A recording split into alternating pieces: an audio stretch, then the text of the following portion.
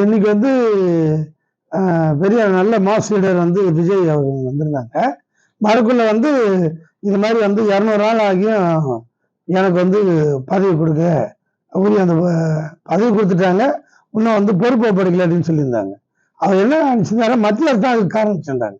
மத்திய அரசு இல்லை, ஏற்கனவே அவங்களுடைய அமைச்சர் திருமணம் அவர்களுக்கு வந்து 139 நாள் பொருத்தம் கொடுத்திருந்தாரு. ஸோ முதல்வருடைய கண்ட்ரோல் தான் அது. பதவி போர்ட்போலியோ ஒதுக்குறது வந்து முதல்வருடைய கண்ட்ரோல். அதனால இந்த தருணத்தை வந்து தெரிவிச்சுக்கிறேன். இருப்பினும் எனக்கு அதனால வந்து கொடுக்காதது வந்து இந்த உலகத்துக்கு தெரிவிச்ச விஜய் அவர்களுக்கு வந்து என்னோட நன்றி வந்து தெரிவிச்சுக்கிறேன். மற்றபடி வந்து சாய் சரவணனுக்கு வந்து ஊழல் குற்றச்சாட்டு சாட்டி தான் வந்து அதன் மூலயமா எனக்கு பதவி கொடுத்தாங்க. அதெல்லாம் ஒன்றும் இல்லை. அதாவது ஏற்கனவே உள்ள அக்ரிமெண்ட் அப்படிதான். அவருக்கு கடைசியா ஒரு 1.5 வருஷம் கொடுக்கணும், 2 வருஷம் கொடுக்கணும் தான். அது கொஞ்சம் டிலே ஆயிடுச்சு, அதுதான் ஒன்றும் இல்லை.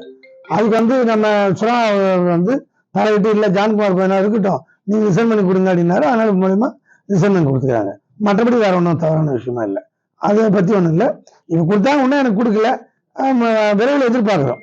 அப்புறம் ரேஷன் வந்து மத்திய அரசு கண்ட்ரோல் வச்சுக்கன்னு அது தவறாக பேசிட்டாரு. அப்படி இல்லை, அது மாநில அரசு கண்ட்ரோல் தான்.